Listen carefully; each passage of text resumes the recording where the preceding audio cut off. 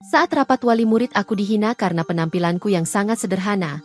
Mereka meremehkanku karena aku datang jalan kaki. Namun semua terdiam saat aku dijemput dengan rombongan mobil Alphard. Dan pada akhirnya semua tahu bahwa aku adalah. Sebelum cerita dimulai, silahkan tekan like dan subscribe. Berkomentar tanggapan kalian tentang cerita ini, karena masukan Anda sangat penting bagi kami. Dan mari kita mulai ceritanya. Langit pagi itu cerah. Sejuk dengan semilir angin yang membawa aroma daun basah. Di salah satu sudut kota kecil yang tenang, sebuah SMP negeri tengah bersiap mengadakan rapat orang tua murid. Aula sekolah yang biasanya lengang kini dipenuhi suara langkah kaki, percakapan riuh rendah, serta aroma parfum mahal yang menyengat.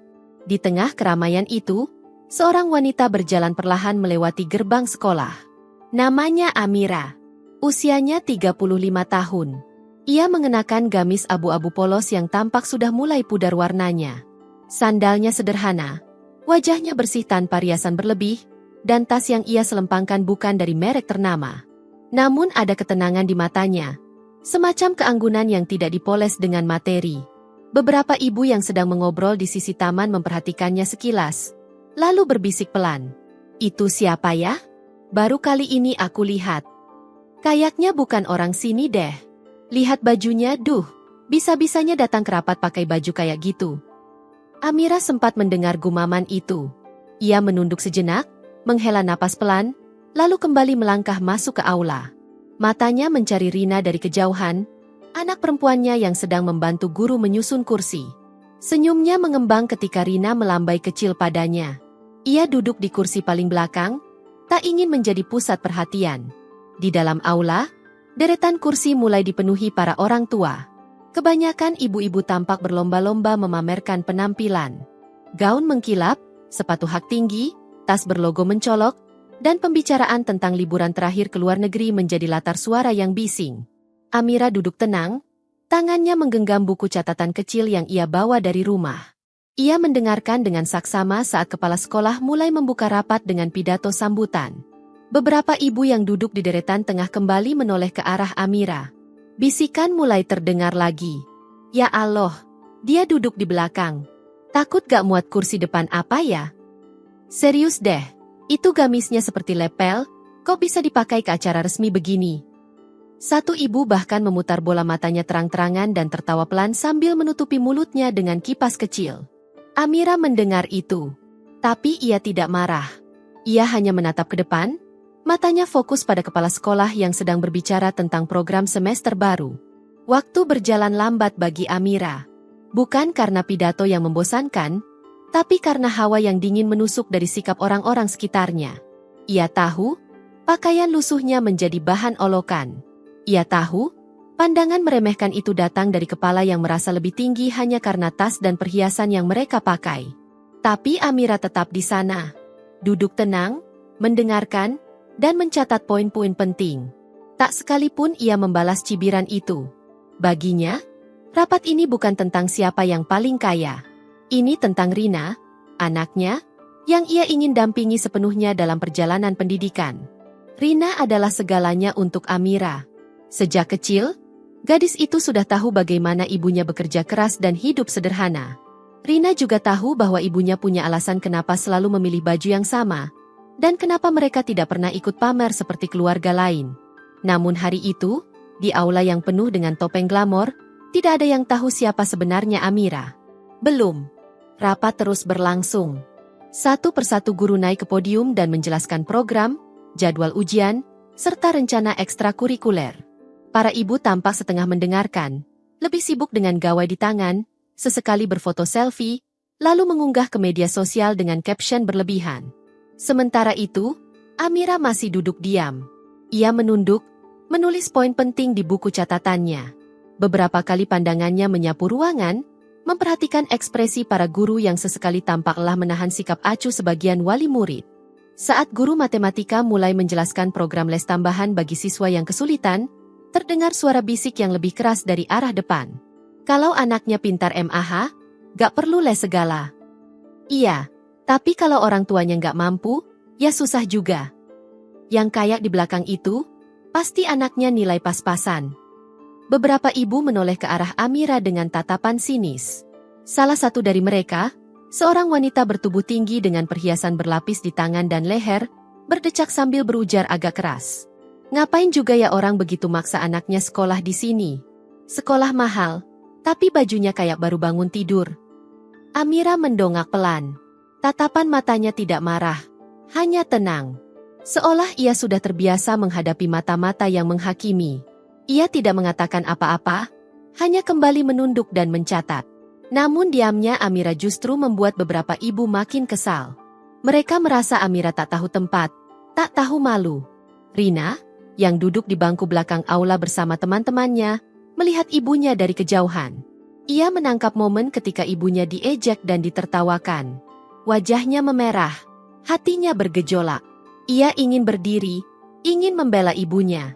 Tapi Amira menatapnya sejenak, lalu menggeleng pelan. Satu isyarat lembut yang berarti, biarkan saja. Di sisi lain ruangan, seorang guru perempuan mengamati dengan mata tajam. Bu Sri, wali kelas Rina, melihat jelas semua yang terjadi. Ia tahu siapa Amira. Ia tahu lebih banyak daripada para ibu-ibu yang sibuk mempercantik diri luar namun miskin budi. Tapi Bu Sri juga tahu, bukan tempatnya untuk campur saat ini. Ia percaya, waktu akan menunjukkan siapa sebenarnya yang patut dihormati. Rapat mulai memasuki akhir sesi. Kepala sekolah kembali berdiri untuk menutup dengan pesan moral singkat. Ia berbicara tentang pentingnya kerjasama antara sekolah dan orang tua, tentang mendidik anak dengan teladan, bukan hanya kata-kata. Tapi kata-kata itu hanya menggema di dinding aula, tak menyentuh mereka yang sudah buta oleh gengsi. Setelah rapat selesai, satu persatu orang tua mulai berdiri dan berjalan keluar. Beberapa ibu masih melirik Amira, kini dengan ekspresi yang lebih tajam. Salah satu dari mereka, yang sejak tadi paling nyaring mencibir, bahkan menyenggol bahu Amira saat melewatinya. Maaf ya gak sengaja. Bajunya gak kotor kan? Ucapnya sambil tertawa kecil. Lalu melenggang pergi. Amira tidak membalas. Ia hanya merapikan catatannya, berdiri, dan melangkah keluar aula dengan tenang. Di halaman depan sekolah, mobil-mobil mewah berjajar menunggu. Supir-supir berdiri di samping pintu, membukakan untuk majikan mereka. Seorang ibu bahkan sibuk bersuah foto di samping mobil sport suaminya, berharap orang lain memperhatikannya. Amira berdiri di sisi trotoar, menunggu. Rina menghampirinya dan menggandeng tangan ibunya dengan erat. "Lapar, Bu?" tanya Rina pelan. Amira mengangguk sambil tersenyum. "Nanti kita makan di rumah, ya?" Tiba-tiba, suara klakson pelan terdengar. Sebuah mobil Alphard berwarna hitam mengilap berhenti tepat di depan mereka. Seorang pria berseragam resmi turun dari kursi sopir, membukakan pintu belakang dengan sopan. "Bu, mari," ucapnya sambil menunduk hormat. Seketika, semua mata berbalik. Kepala para ibu mendadak menoleh cepat. Mulut yang tadi lancar mencibir kini membisu. Ibu-ibu yang berdiri di dekat mobil mewah itu menahan napas. Amira tersenyum pelan. Ia menggandeng Rina dan masuk ke dalam mobil. Sebelum pintu ditutup, seorang pria tampak duduk di dalam, tersenyum hangat menyambut mereka. Dialah suami Amira, bupati kota itu. Suasana halaman sekolah yang semula riuh berubah sunyi seketika. Hanya suara mesin mobil Alphard yang masih menyala, mengisi kekosongan yang mendadak menggantung di udara. Beberapa ibu masih berdiri mematung, menatap punggung Amira yang perlahan masuk ke dalam mobil mewah itu. Pintu ditutup dengan lembut oleh sang sopir. Mobil pun melaju perlahan, meninggalkan debu dan keterkejutan yang menggantung di wajah-wajah yang tadi begitu vokal mencibir. Wanita yang dari awal paling nyaring mengejek Amira kini menunduk. Tangannya yang tadi menggenggam ponsel mewah terasa gemetar. Ia menatap layar ponselnya tanpa fokus. Matanya memerah. Telinganya masih panas menahan malu. "Aloh, dia istri bupati?" bisik salah satu ibu pelan, seolah tidak percaya dengan apa yang baru saja terjadi. Kenapa bajunya seperti itu kalau ternyata... "Ya Allah, kita tadi..." Bisikan-bisikan itu kini berubah arah. Bukan lagi cibiran, tapi ketakutan yang dibungkus dengan rasa bersalah. Satu persatu ibu-ibu mulai beranjak, ada yang buru-buru masuk ke mobilnya sendiri, ada pula yang hanya berdiri diam dengan tatapan kosong. Bu Sri, wali kelas Rina, berjalan keluar dari aula. Ia sempat menatap ke arah mobil Alphard yang perlahan menjauh, lalu beralih memandang ibu-ibu yang kini bungkam. Ekspresi wajahnya datar, namun matanya menyimpan kepuasan kecil. Ia tahu, hari ini pelajaran penting baru saja diberikan, bukan oleh guru, tapi oleh seorang ibu yang tak bersuara. Di dalam mobil, Rina duduk di sebelah ibunya. Wajah gadis kecil itu tampak lega, tapi juga heran. Ibu gak marah tadi dihina begitu? Amira tersenyum, menoleh ke arah anaknya. Marah itu mudah, nak, tapi sabar itu lebih kuat. Orang boleh merendahkan kita, tapi Allah yang akan meninggikan. Suaminya, pria parubaya yang duduk di depan mereka, menoleh sambil tersenyum. Kamu tetap seperti dulu, ya, nggak pernah berubah. Amira mengangguk kecil. Untuk apa berubah kalau kesederhanaan justru membuat kita damai? Mobil terus melaju menyusuri jalan utama kota. Di sepanjang jalan, baliho besar terpampang dengan wajah sang bupati, suaminya, yang tersenyum hangat dengan tulisan tentang pelayanan publik. Amira tak pernah membanggakan statusnya, tak pernah memamerkan kekuasaan yang bisa saja membuat semua orang tunduk. Ia memilih diam. Diam yang hari ini mengajarkan ratusan pasang mata tentang arti kemuliaan hati. Di rumah, Amira langsung mengganti pakaiannya dengan daster biasa. Ia menyiapkan makan siang untuk keluarganya, seperti hari-hari lainnya. Tak ada yang berubah. Tidak ada cerita panjang yang ia bagikan tentang apa yang terjadi di sekolah. Ia hanya mengatakan, rapatnya berjalan lancar. Namun di sisi lain kota, para ibu-ibu di grup WhatsApp wali murid mulai gelisah. Pesan-pesan baru mulai berdatangan. Maaf, tadi aku nggak tahu. Astagfirullah, kita sudah kelewatan. Ada yang tahu nomor Bu Amira? Aku mau minta maaf langsung. Beberapa hanya membaca dan tak membalas.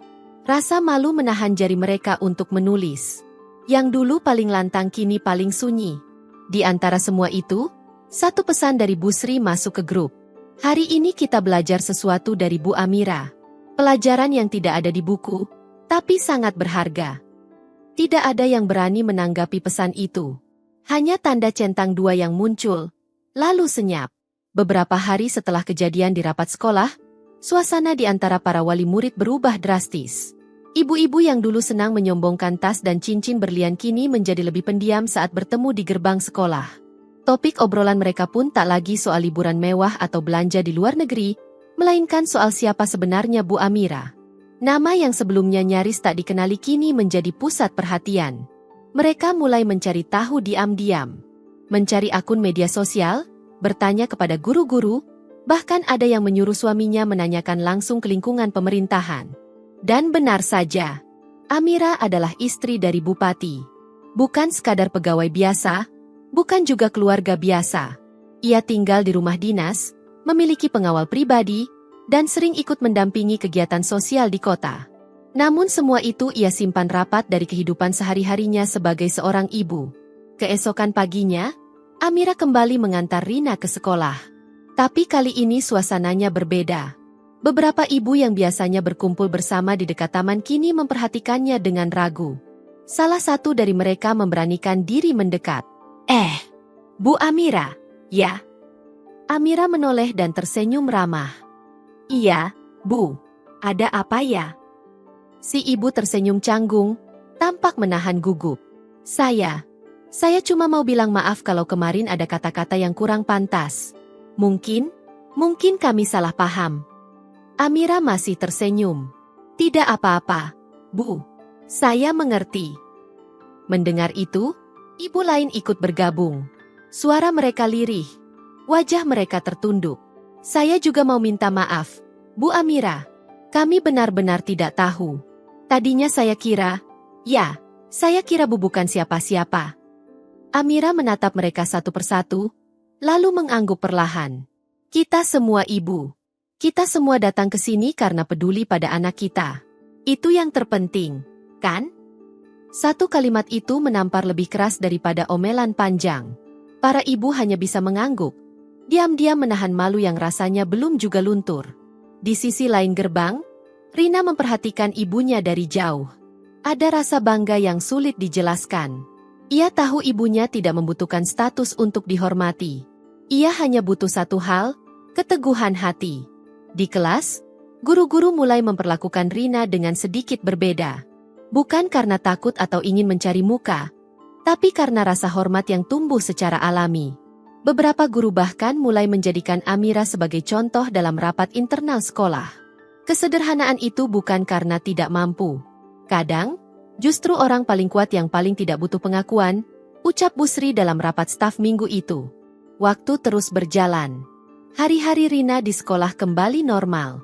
Tapi nama ibunya, Amira, kini disebut dengan hormat oleh semua orang. Beberapa ibu mulai mencoba meniru caranya berpakaian. Sederhana, rapi, dan tidak berlebihan. Meski hasilnya tak pernah bisa menyaingi ketenangan yang dimiliki Amira secara alami. Namun di tengah perubahan itu, Amira tetap seperti biasa. Mengantar dan menjemput anaknya dengan mobil yang sama, memakai baju yang sama, dan tersenyum dengan cara yang sama. Baginya, yang paling penting bukanlah apa yang orang pikirkan, tapi apa yang Allah lihat di dalam hati.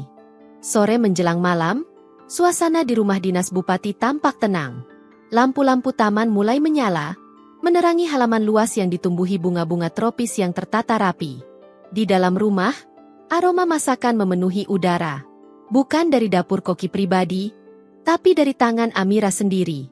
Ia berdiri di dapur dengan celemek sederhana, menyiapkan makan malam seperti biasa. Sesekali ia mencicipi masakannya, memastikan rasa sesuai selera suami dan anaknya.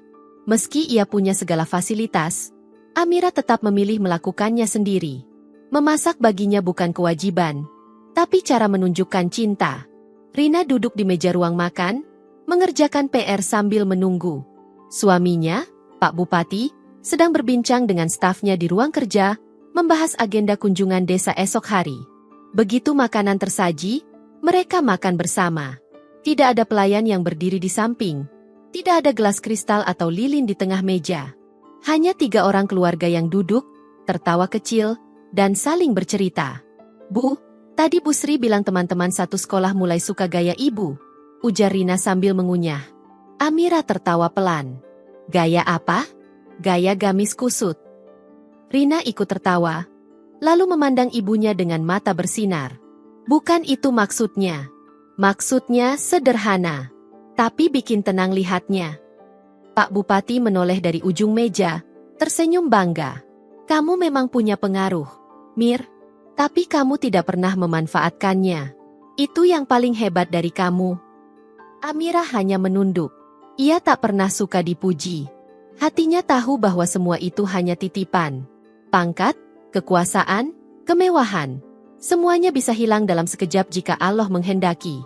Maka ia memilih untuk tetap rendah, tetap dekat dengan tanah, agar tak mudah tergelincir. Setelah makan malam, mereka duduk di teras belakang. Angin malam sejuk, suara jangkrik mulai terdengar.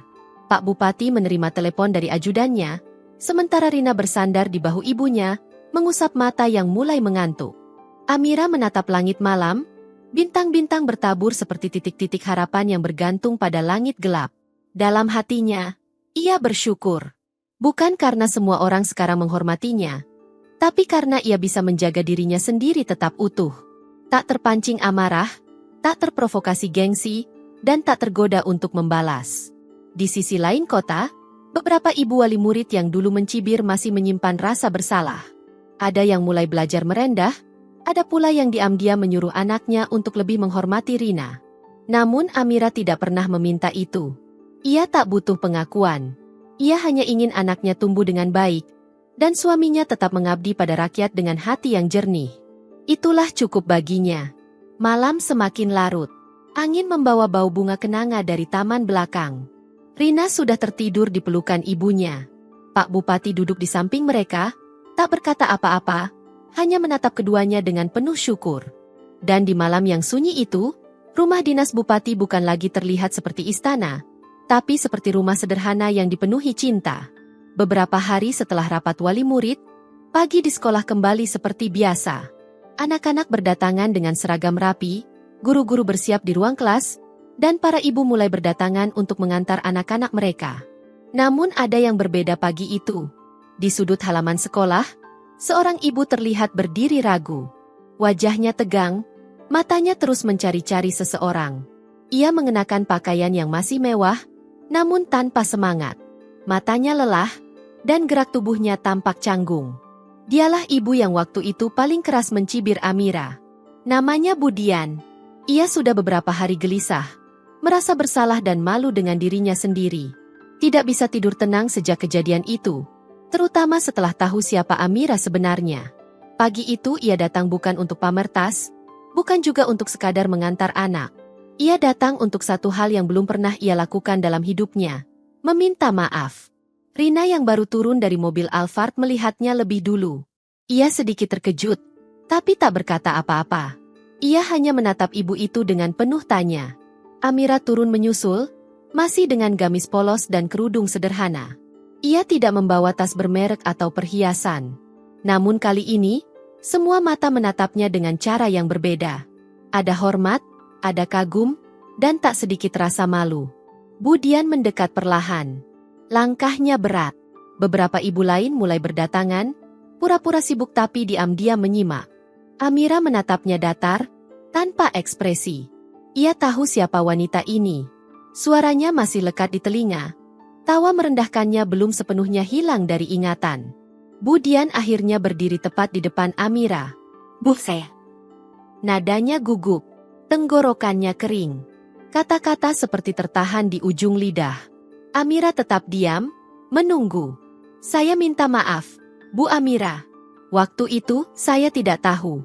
Saya terlalu sombong. Saya menyesal." Kata-kata itu keluar dengan susah payah. Wajah Budian mulai memerah. Matanya berkaca-kaca. Para ibu lain mulai mendekat, ikut mendengar. Beberapa ada yang mengangguk pelan, ikut merasa bersalah. Amira menatapnya dalam. Lem. Lalu ia menghela napas pelan. "Budian," ucapnya lembut, "meminta maaf itu bukan hal yang mudah. Dan saya menghargai keberanian ibu." Budian mengangguk cepat, menunduk dalam. "Tapi lain kali," lanjut Amira, "jangan menilai orang dari apa yang ibu lihat di permukaannya. Tidak semua yang sederhana itu miskin. Tidak semua yang diam itu lemah." Budian mengangguk lagi. Kali ini dengan air mata jatuh perlahan di pipi. Ia tak sanggup berkata apa-apa lagi. Amira lalu tersenyum. Senyum yang tidak menghina, tidak tinggi hati. Hanya senyum hangat dari seseorang yang paham betul bahwa hati manusia bisa berubah, asal diberi waktu dan pelajaran. Rina menggenggam tangan ibunya. Ia bangga, lebih dari sebelumnya. Bukan karena ibunya dihormati, tapi karena ibunya bisa memaafkan. Saat Amira dan Rina berjalan masuk ke gerbang sekolah, suasana terasa berbeda. Tak ada lagi cibiran, tak ada lagi tawa mengejek. Yang ada hanya pandangan diam penuh hormat. Dan Budian berdiri di sana, menyaksikan punggung Amira yang perlahan menjauh, dengan hati yang terasa lebih ringan meski dipenuhi penyesalan. Seminggu berlalu sejak permintaan maaf itu terjadi. Sekolah kembali tenang, suasana antar wali murid menjadi lebih hangat, meski tak semua benar-benar berubah. Ada yang memilih diam karena malu, ada pula yang mulai berusaha mendekat dengan sikap sopan yang canggung. Di rumah dinas, suasana tetap sederhana. Amira menjalani harinya seperti biasa, menyiram bunga pagi, menyiapkan sarapan untuk Rina, dan menyambut suaminya pulang dengan senyum. Ia tidak pernah membahas kejadian di sekolah dengan siapa-siapa, seolah semua itu bukan sesuatu yang layak dijadikan cerita. Namun suatu sore, seorang pengantar surat datang membawa undangan tanpa nama pengirim. Sampulnya elegan, kertasnya mahal, ditulis dengan tinta emas. Amira membukanya di ruang tamu. Di dalamnya, sebuah undangan jamuan makan malam mewah, ditujukan khusus untuk para ibu wali murid kelas Rina. Lokasi acara, rumah salah satu ibu paling berpengaruh di sekolah, yang dulu juga termasuk yang mencibir. Amira menatap undangan itu lama. Ia tahu maksud di balik acara tersebut. Bukan sekadar silaturahmi, tapi lebih kepada upaya memperbaiki citra dan menjilat pelan-pelan. Sore itu, Amira duduk di teras sambil memandangi undangan yang kini diletakkan di meja rotan kecil. Suaminya datang dari arah taman, baru selesai menelpon seorang pejabat daerah. "Ada acara apa?" tanyanya sambil duduk di samping Amira. Amira menyerahkan undangan itu tanpa banyak kata. Suaminya membacanya cepat, lalu mengangguk. "Datang." Amira menggeleng pelan. "Tidak perlu. Tidak semua ajakan harus diikuti." Pak Bupati tersenyum kecil, lalu menyesap tehnya. Kamu tetap kamu, Mir. Dan itu yang paling aku syukuri. Malam harinya, Rina duduk di dekat ibunya sambil membaca buku.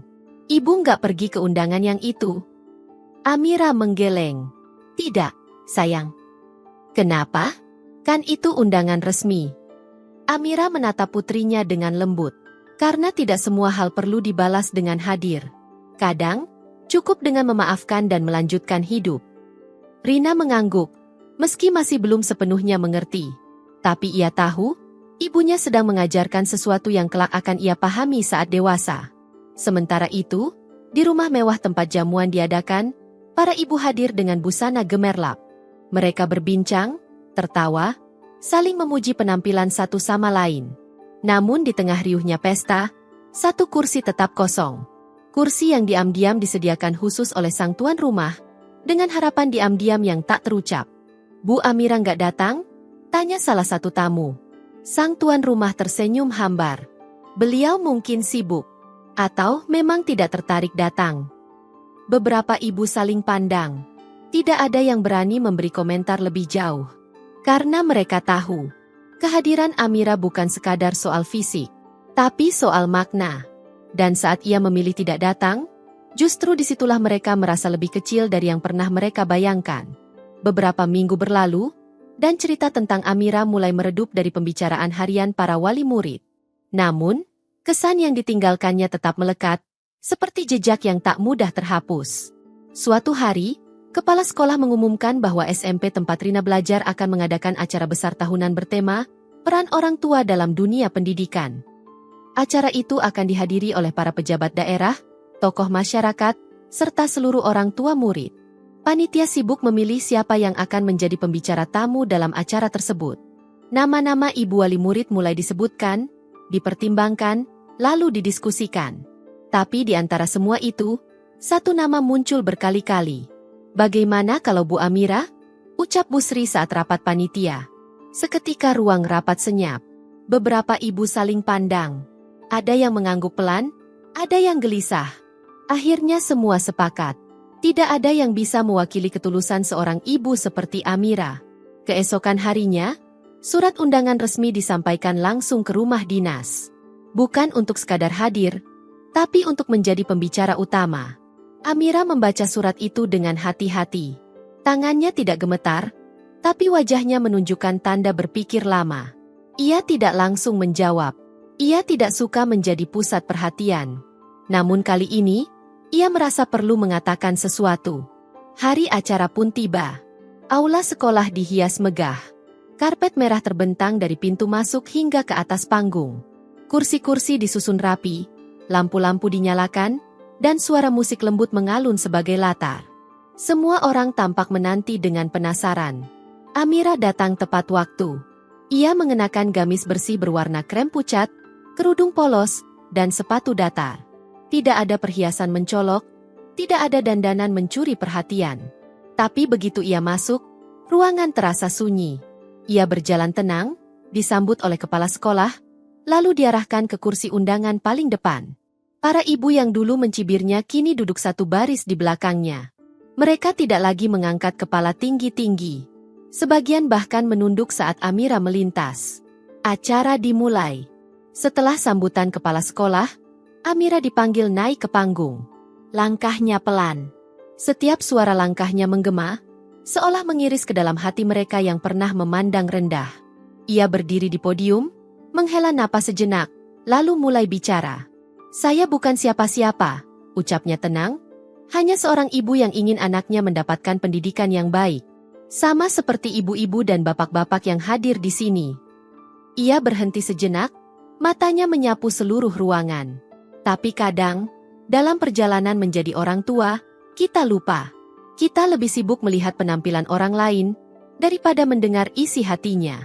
Kita sibuk menilai, sibuk menebak, dan lupa bahwa semua anak hanya butuh teladan yang baik di rumah. Beberapa ibu mulai menunduk lebih dalam. Kalimat-kalimat Amira tidak menuding siapapun. Tapi setiap katanya seperti cermin yang memantulkan wajah mereka sendiri. Anak-anak kita belajar dari apa yang kita lakukan, bukan hanya dari apa yang kita katakan. Kalau kita penuh gengsi, mereka belajar menilai orang dari pakaian. Kalau kita rendah hati, mereka belajar menghargai manusia dari akhlaknya. Amira tidak berbicara lama. 5 menit cukup untuk membuat seluruh ruangan diam. Tak ada yang bertepuk tangan saat ia turun panggung. Bukan karena tidak menghargai, tapi karena masih sibuk menelan makna. Beberapa guru meneteskan air mata. Busri berdiri diam di samping panggung, menatap Amira dengan kekaguman yang tak ia sembunyikan.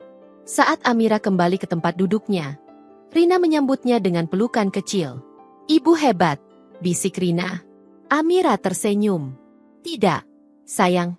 Ibu cuma bicara apa yang seharusnya kita semua tahu." Di luar ruangan, beberapa ibu mulai berkumpul dalam diam. Tidak ada tawa keras, tidak ada pamer. Hanya wajah-wajah yang mulai berubah arah pandangnya. Dan dari kejauhan, Pak Bupati yang duduk di antara undangan VIP, hanya mengangguk kecil sambil menatap istrinya. Tidak dengan bangga yang mencolok, tapi dengan rasa syukur yang dalam. Karena ia tahu, di balik panggung itu, telah lahir sebuah pengaruh yang lebih besar dari pangkat manapun.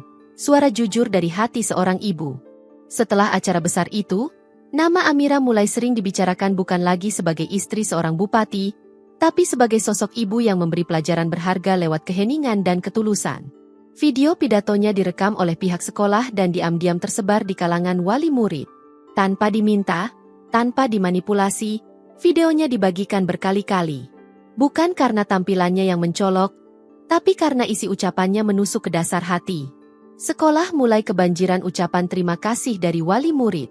Beberapa orang tua bahkan mengirim pesan pribadi ke kepala sekolah, memuji langkah menghadirkan Amira sebagai pembicara. Bukan untuk pencitraan, tapi sebagai cermin diri. Hari-hari Amira kembali ke rutinitas biasa. Ia tetap mengantar Rina ke sekolah dengan senyum sederhana. Tidak ada yang berubah dari penampilannya. Tidak ada tambahan kemewahan meski pujian datang dari berbagai arah. Namun di balik ketenangan itu, banyak hal telah berubah. Budian, yang dulu sering jadi pusat perhatian karena gaya dan omongannya, kini menjadi lebih kalem. Ia mulai hadir di sekolah tanpa make-up berlebihan, mulai berbicara lebih pelan, dan tidak lagi duduk di tengah kerumunan ibu-ibu yang suka membanding-bandingkan. Ia pernah berkata pelan pada Busri saat menunggu anaknya pulang. Bu Amira itu seperti mata air. Tenang, jernih, dan tanpa suara, tapi menyegarkan hati siapapun yang dekat. Busri hanya tersenyum. Dalam hatinya, ia setuju. Pelajaran dari Amira jauh lebih kuat daripada materi seminar manapun. Rina pun mulai menjadi sorotan. Bukan karena ibunya, tapi karena perubahan sikap teman-temannya. Yang dulu menilai dari merek sepatu dan tas, kini mulai belajar menghargai kesopanan dan kerja keras. Rina tetap seperti biasa, sederhana, cerdas, dan tidak suka cari perhatian. Di suatu siang, saat Amira sedang menyiram bunga di taman rumah dinas, datang seorang ibu yang tak dikenalnya. Wajahnya asing, namun tatapannya tulus. "Ibu Amira." Amira menoleh, mengangguk ramah. "Ya, saya. Ada yang bisa saya bantu?" "Saya orang tua dari sekolah lain, Bu. Saya dengar tentang ibu dari teman saya. Boleh saya duduk sebentar?" Amira mengajak wanita itu ke bangku taman. Mereka berbincang ringan. Sang tamu menceritakan bagaimana pidato Amira telah mengubah cara berpikir banyak ibu di sekolahnya, padahal mereka tak pernah bertemu langsung. Amira hanya mendengarkan, sesekali tersenyum. Ia tidak pernah menyangka, satu tindakan kecil bisa meluas begitu besar. Tapi ia tahu, semua terjadi bukan karena dirinya.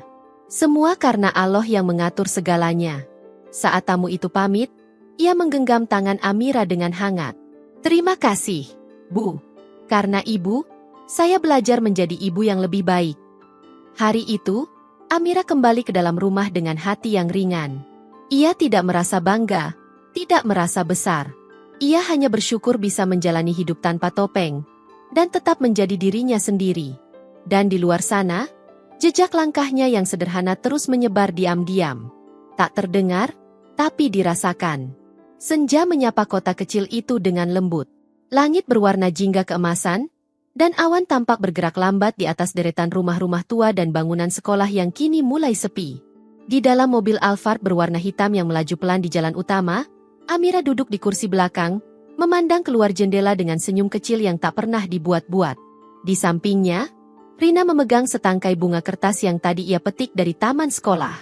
Di pelukannya, ada piagam kecil bertuliskan, "Siswa teladan bulan ini." Wajahnya berseri-seri. "Ibu tahu nggak?" kata Bu Sri, "aku dapat piagam ini bukan cuma karena nilai bagus tapi karena sikap," ucap Rina bangga. Amira menoleh, menyentuh kepala anaknya dengan lembut. "Ibu bangga, karena kamu tetap rendah hati, walau semua orang mulai memperhatikanmu." Rina tersenyum, lalu bersandar ke bahu ibunya. Mobil terus berjalan menyusuri jalan menuju rumah dinas. Di pinggir jalan, beberapa pedagang kaki lima mulai membereskan dagangannya. Anak-anak kecil berlarian di trotoar, ibu-ibu menyiram tanaman di halaman rumah. Amira memperhatikan semua itu dengan pandangan teduh. Ia merasa damai. Tak ada beban, tak ada keinginan untuk menjadi lebih dari yang dibutuhkan. Ia tahu dirinya kini dikenal banyak orang. Tapi yang paling penting baginya adalah tetap bisa tidur nyenyak tanpa rasa sombong di dada. Saat tiba di rumah, matahari hampir tenggelam. Langit berubah ungu, dan suara burung-burung mulai menghilang satu persatu. Di teras belakang, Amira duduk bersama suaminya, menikmati secangkir teh hangat sambil berbicara ringan. Pak Bupati menatap istrinya dengan pandangan tenang. "Kamu tahu, banyak ibu-ibu sekarang mulai berubah karena kamu. Mereka mulai sering ikut pengajian, mulai berhenti pamer, mulai bertanya tentang cara mendidik anak dengan sabar." Amira hanya menunduk. Kalau perubahan itu datang dari Allah, semoga tetap dijaga. "Aku hanya lewat, bukan siapa-siapa." Rina datang menyusul, membawa buku gambar dan duduk di pangkuan ayahnya. Ia menunjukkan gambar rumah kecil dengan taman dan langit cerah. "Ini rumah masa depan kita," ucapnya riang. Pak Bupati tersenyum. "Kenapa kecil?" "Karena," kata ibu, "rumah yang bahagia bukan karena besar, tapi karena hati yang tenang." Amira memejamkan mata sesaat, mendengar kata-kata putrinya. Di dalam hatinya, ada rasa yang sulit dijelaskan. Bukan bangga, tapi rasa cukup. Ia tidak butuh dunia melihatnya sebagai wanita hebat. Cukuplah anak dan suaminya tahu bahwa ia mencintai mereka dengan sungguh-sungguh. Malam turun perlahan, menyelimuti kota yang kini mulai tertidur. Di dalam rumah dinas itu, lampu-lampu temaram menyala. Suara adzan sayup terdengar dari kejauhan,